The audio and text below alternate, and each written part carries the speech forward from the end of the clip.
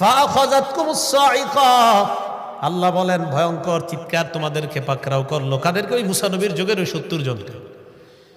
ভয়ঙ্কর একটা আওয়াজ আসছে, আসার পর তারা ধ্বংস হয়ে যায়। তো একটু বুঝেন, আল্লাহর কালাম শুনছে, শোনার পর কয় আল্লাহরে না দেখে বিশ্বাস করি না।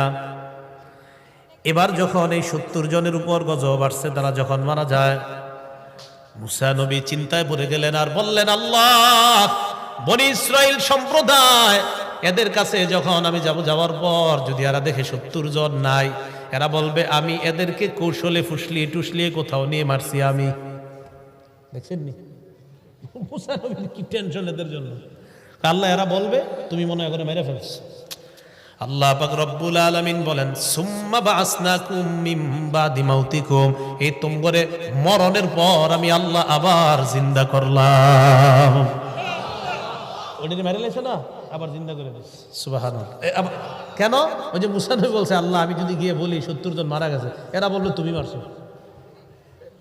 মুসা নবীর এই কথা শুনে আল্লাহ কি করলেন? সুম্মা বাসনাকুম মিন বাদি মাউতিকুম, মরণের পর আমি আল্লাহ আবার জিন্দা করলাম।